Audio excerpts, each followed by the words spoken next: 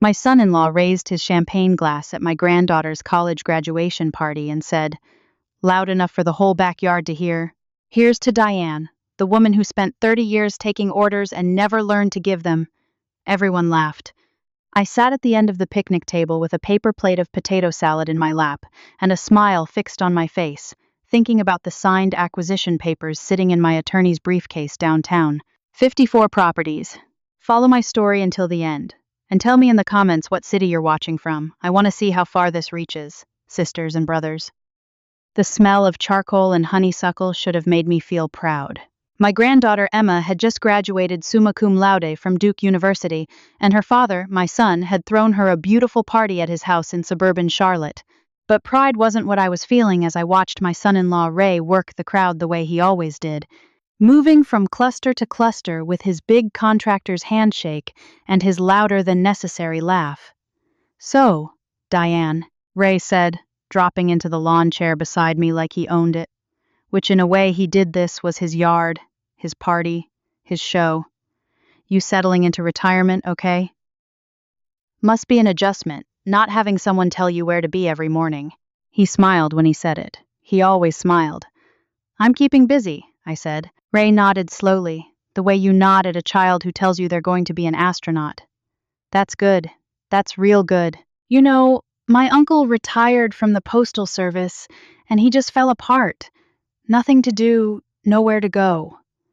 He paused. Of course, he didn't have family stepping up to help out. I understood the implication. My son David had offered more than once to let me move into their guest room. Ray had made it clear, in the polite and deniable way he did everything, that the offer had an expiration date. "I appreciate the thought," I said. "Hey," Ray patted my hand. "That's what family's for. We take care of our own." He said it to the whole yard, really. He said everything to the whole yard. I looked over at David, my only child, who was refilling the lemonade pitcher and deliberately not making eye contact with me. David loved me, I knew that.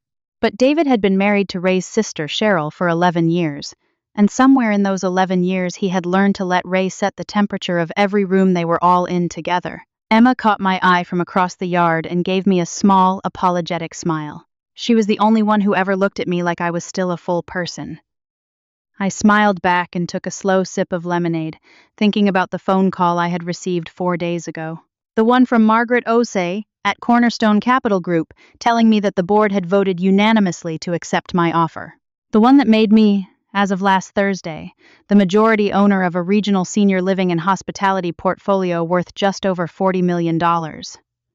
Ray was still talking. I had stopped hearing the words. "Let me tell you how I got there, because it did not happen the way anyone in that backyard would have predicted. I spent 31 years in the United States Army. I enlisted at 19, out of a small town in eastern Tennessee where your options were the factory, the farm, or the uniform. I chose the uniform, and it chose me right back. I worked in logistics and supply chain management, eventually rising to the rank of warrant officer. I managed procurement operations across 3 combat deployments and 4 continents. At my peak, I was responsible for coordinating the movement of equipment and personnel worth hundreds of millions of dollars. But none of that translated into the language Ray spoke. Ray built custom homes. Ray drove a truck with his own name on the side. Ray could point to a house and say, "I built that." When I retired at 54 honorably, with full benefits and a chest full of commendations, Ray shook my hand at my retirement party and said, "So what do you actually do now?" He wasn't being cruel. That was almost worse. He genuinely did not know how to value what I had done. And somehow, over the years that followed, his confusion became the family's consensus. Diane had a nice career, sure, but she's done now. Diane needs to figure out her next chapter. Have you thought about volunteering? Have you thought about part-time work at the VA? Have you thought about moving closer so we can keep an eye on you? I was 54 years old with a mind like a steel trap and 31 years of operational management experience, and the people I loved most in the world had quietly decided I needed to be kept an eye on. My marriage had ended 6 years before retirement. Gary and I had been good to each other for a long time, but 31 years of deployments and distance had done what distance does. We parted without bitterness, which almost made it lonelier. There was no villain. There was just a man who had built a life without me in it, and a woman who had spent so long being essential to an institution that she had forgotten to be essential to a person. David was 22 when we divorced. He handled it better than I expected, but I could see the shift in how he held himself around me afterward, like he was waiting for me to need something he didn't know how to give. Ray filled that uncertainty with certainty. Ray always had an answer. And slowly, over years of holiday dinners and birthday parties and backyard graduations, Ray's answer about who I was became the one everyone accepted. The night of the graduation party, driving back to my apartment in a leased Civic that I drove specifically because it did not attract attention, I made a decision that had been building for 2 years. I was done being invisible to the people who were supposed to see me. Let me back up further, because you need to understand what I had been doing while my family was busy deciding I needed to be kept an eye on. 3 months after I retired from the Army, I attended a conference for veteran entrepreneurs in Atlanta. I went because a former colleague suggested it, and I almost didn't go because I didn't think of myself as an entrepreneur. I was a logistics officer. I managed systems. But sitting in that conference room, listening to a panel discussion about senior care facilities and the coming demographic wave 73 million baby boomers moving toward retirement age, a chronic undersupply of quality senior living options, an industry dominated by large corporate chains that had systematically underinvested in the actual experience of residents, I felt something I had not felt since my first deployment. I felt like I was looking at a problem that I knew how to solve. I spent the next 8 months studying. I used my VA education benefits to take courses in real estate investment and healthcare administration. I networked with facility operators, talked to residents' families, read every industry report I could find. I was methodical about it. 31 years in the Army will do that to you. You do not walk into an operation without intelligence.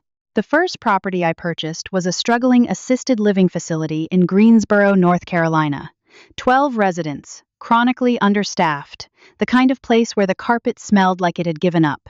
I used my retirement savings for the down payment. The bank loan officer looked at my financial profile, steady pension, no debt, military retirement, and approved me in 6 days. I did not tell David. I did not tell anyone. I spent the first year learning the business from the inside. I hired a strong administrator and worked alongside her for 6 months. I learned that what most failing senior facilities had in common was not a lack of money, it was a lack of operational discipline. Nobody was managing procurement. Nobody was tracking staff retention metrics. Nobody had built systems. I built systems. By the end of year 1, occupancy at the Greensboro facility had gone from 60% to 94%. Staff turnover had dropped by half. We had a waiting list.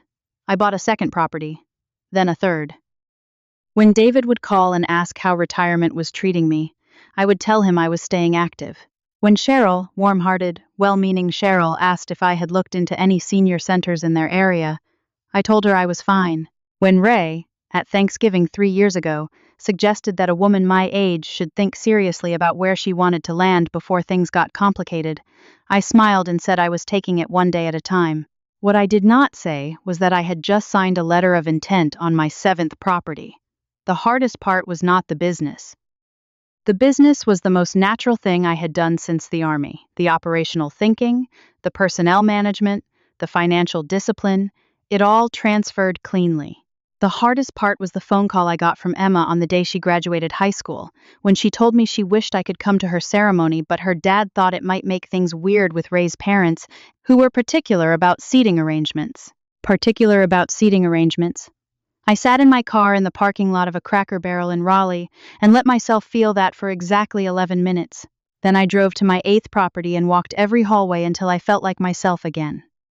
The second hardest part was Christmas 2 years ago, when I arrived at David and Cheryl's house to find that Ray's parents had been given the guest bedroom, the one David had always kept available for me, and I was gently redirected to a hotel. Ray's mother, Patricia, greeted me at the door with the magnanimous warmth of someone bestowing a favor. "Diane, we've heard so much about you. You must be so proud of David." He turned out wonderfully despite all the moving around. 31 years of service to this country. Summarized as an inconvenience my son had overcome. I stayed at a Marriott that night. A Marriott that, as it happened, I had been considering for acquisition. I walked its hallways after midnight, noting the deferred maintenance, the undertrained front desk staff, the dining room that closed at 8 when it should have stayed open until 10. I wrote 4 pages of notes in my legal pad. 2 months later, I bought it. By the time of Emma's graduation party, the one where Ray made his joke about 30 years of taking orders, I owned 23 operating properties across 5 states, including 7 senior living facilities, 4 assisted living memory care units, and 12 hospitality properties. My company, Steadfast Living Group, had just completed a negotiation that would add 31 more properties in a single acquisition, the former Lakemont Senior Portfolio, a regional chain whose founding family had decided to sell. $40 million, 54 properties, 840 employees who called me their CEO. 3 days after the graduation party, the Charlotte Observer ran a story on the front page of the business section. I had given the reporter an interview 2 weeks earlier. I had chosen the timing carefully. The morning the story ran, I made myself a cup of coffee in my apartment, sat at my kitchen table, and read it 3 times. Then I drove to David's house. I did not call ahead. David answered the door in his Saturday clothes, coffee mug in hand, and his face went through about 6 expressions in 2 seconds. Mom, hey, is everything? Good morning, sweetheart. I held up the newspaper, folded to the business section, with my photograph above the fold. I thought you might want to see this. He stared at it. Cheryl appeared behind him in the hallway, and then Ray appeared behind Cheryl, because Ray was always there. Ray's eyes went to the headline. I watched him read it. I watched the line between his eyebrows appear and then deepen. Veteran entrepreneur Diane Calloway completes $40M acquisition, becomes region's largest independent senior living operator. Can I come in? I asked. We sat in the living room. David kept looking at the paper and then at me and then back at the paper. Cheryl had her hands folded in her lap with the careful stillness of someone who was trying very hard to calibrate her reaction correctly. Ray was quiet. That was the thing I noted most. Ray, who had an answer for everything, had gone very quiet. How long? David finally said.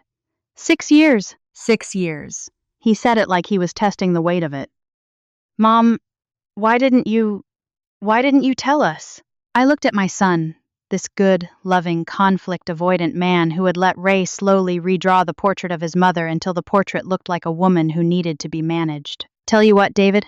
My voice was gentle. I had practiced this. That I was working 18-hour days learning a new industry from the ground up, that I bought my first facility with the savings I built through 31 years of service, while the family was deciding I should look into volunteering. When exactly was I supposed to bring that up? Cheryl made a small sound. Ray looked at the carpet. I'm not angry, I said, and I meant it. Anger had burned off a long time ago, somewhere between property 8 and property 12. What I had now was clarity. But I want you all to understand something. The woman you've been worrying about, the woman Ray thought, needed a guest room, and a plan that woman has been running a company the entire time. Ray looked up. Diane, I never meant... I know what you meant, Ray. I said it quietly. You meant it kindly. That's the part that took me a while to understand. You genuinely thought I was someone who needed to be managed. You weren't wrong that I needed something. You were wrong about what it was. There was a silence that I let sit. What did you need? Cheryl asked. Her voice was careful and sincere. To be taken seriously, I said. To be seen as someone who still had something to contribute. Not managed, not accommodated, seen.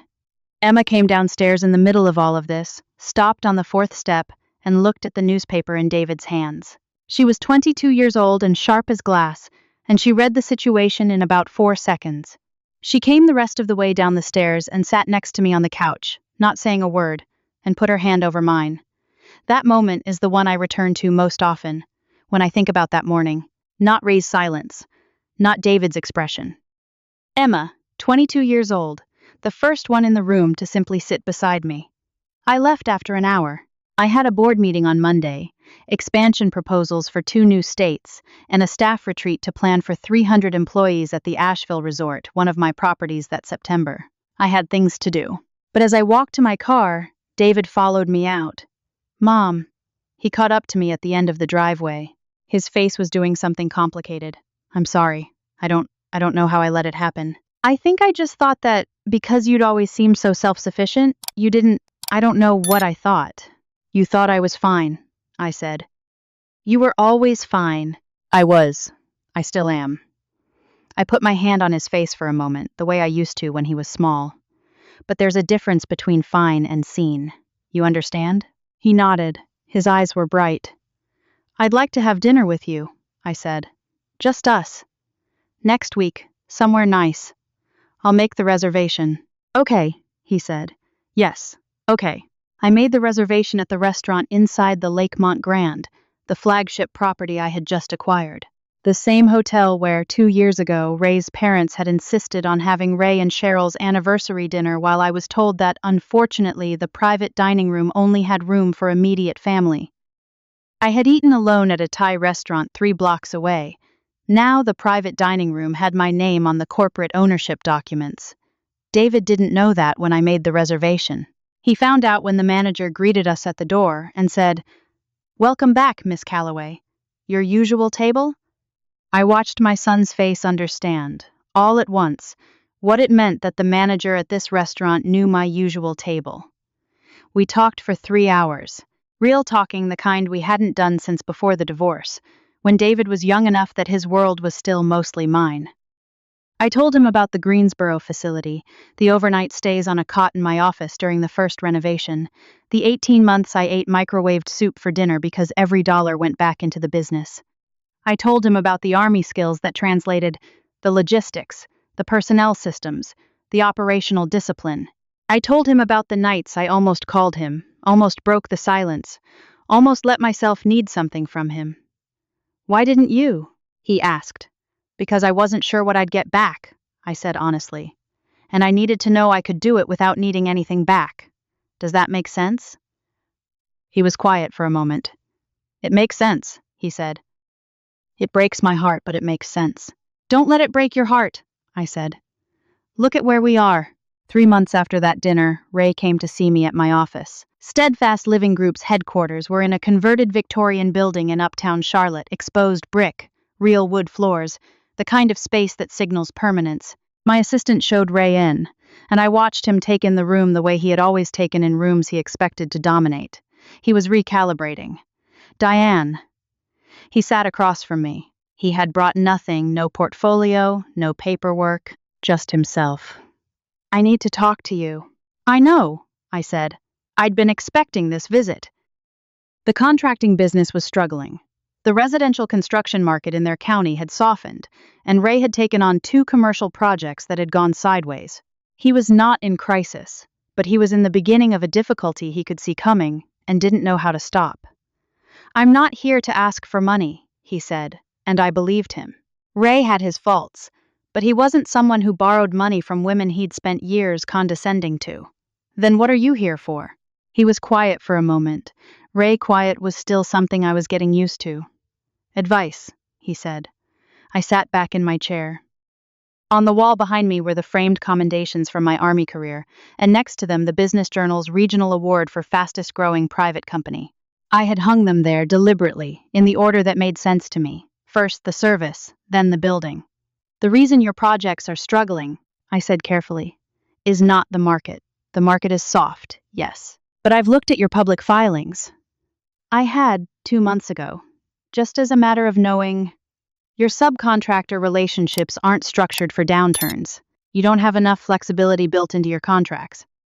And your crew retention is lower than it should be, which means you're losing institutional knowledge every time you lose a worker. Ray stared at me. "How do you—" "Because I managed procurement and personnel for the United States Army for 31 years, Ray." I kept my voice even. "I know what operational fragility looks like. I've seen it on 4 continents. Another silence. "What would you do?" he asked. "I'd restructure your subcontractor agreements. I'd build in retention bonuses for your senior crew. And I'd stop taking commercial projects at your current capitalization level until the market restabilizes." I paused. "But more than any of that, I'd stop underestimating the operational knowledge that's sitting right in front of you." He knew what I meant.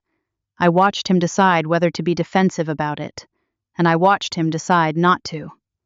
"I underestimated you," he said. "You did. I'm sorry for the things I said. The joke at Emma's party. He stopped. "I thought you needed to be taken care of. It made me feel useful to think that." "I understand that," I said. "People often need someone to be less than them. It's easier than doing the work of seeing people clearly." He nodded slowly. I spent another hour with Ray that afternoon. I gave him the same quality of attention I gave any consultation. Honest, specific, operationally grounded, not because he had earned it, not because the past was erased, but because I had spent 31 years in an institution that taught me that the mission matters more than whether you like the people you're executing it with. Ray was family. Family was the mission. He left with 3 pages of notes and a handshake that lasted a beat longer than his handshakes usually did. That was 4 months ago. Since then, Ray's contracting business has stabilized. He's been quieter at family gatherings, not cold, just quieter. Less performing, more present. Emma called me last week from her first job in Boston healthcare policy work, which made my old logistics heart enormously proud, and said, "Grandma, my dad told me what Ray said to you in your office, about needing someone to be less than him. He said it changed how he thinks about things." I'm standing in my office now, looking at the quarterly reports from 54 properties across 6 states, 840 employees whose livelihoods depend on decisions I make. Residents in our senior facilities who deserve to age with dignity in spaces run by people who actually know what operational excellence looks like. My phone shows a text from David. "Dinner Sunday?" "I want to bring Emma. She'll only be home for the weekend." I type back. "Sunday works. I know a place. I do know a place. I know 54 of them. Next Sunday, we'll sit in the Lakemont Grand Dining Room, my dining room, and I'll watch my son and my granddaughter eat good food in a beautiful room that belongs to me. Not because I need them to know it belongs to me. They already know. But because there is something important about occupying the space you built, surrounded by people who finally see you clearly, and letting yourself feel that it was worth it. The 31 years of service were worth it. The 6 years of silent rebuilding were worth it. Every late night, every microwave dinner, every family gathering where I sat at the end of the table with a paper plate and a secret, all of it was worth it. Not for the $40 million. For the moment Emma sat beside me on the couch without saying a word, and I knew I was seen. I'm curious about you, sisters and brothers who have listened this far.